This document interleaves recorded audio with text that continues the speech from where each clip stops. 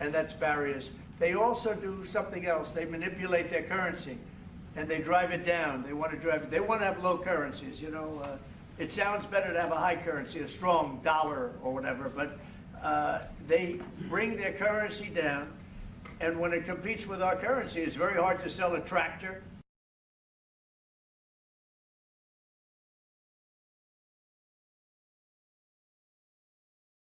And so it makes it very hard. I speak to a lot of companies that do business, tractor companies, and they say it's so hard to sell because what they've done is they've lowered the yen, or they've lowered the yuan, or they've lowered their currency, so that it's very hard to compete.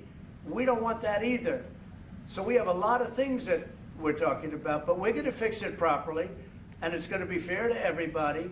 And in the end, I think we're going to have a world that does a lot better, you know. But they have to respect the United States. And Mr. President, nobody but me would do this. Nobody but me would do this. You know, it would be nice to serve, a nice, easy term. But we have an opportunity to change the fabric of our country. We have an opportunity to reset the table on trade.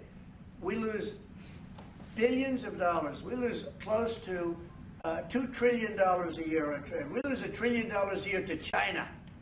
$1 trillion. We lose hundreds of billions of dollars a year on trade to China. We lose hundreds of billions of dollars overall, probably close to $2 trillion. Why would we do that? Number one, why would we do that? And then you have to say, is it sustainable? Then you hear about all of the people that say, well, deficits, if we have a deficit with the country, or if the country has a big surplus with us, like China has a massive surplus, that they take and they spend on their military. Well, we don't want that. I don't want them to take $500, $600 billion a year and spend it on their military. I don't want them spending money on their military. And I shouldn't have to spend money. We shouldn't have to spend it either. Because, you know, hopefully, and I said this to President Xi, hopefully it's money that we're never going to use. In other words, because we're not going to use those incredible weapons that we have and that they have. We don't want that. So it's going to be very interesting.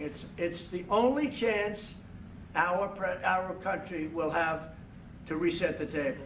Because no other president would be willing to do what I'm doing or to even go through it. Now, I don't mind going through it because I see a beautiful picture at the end. But we are making tremendous progress with a lot of countries.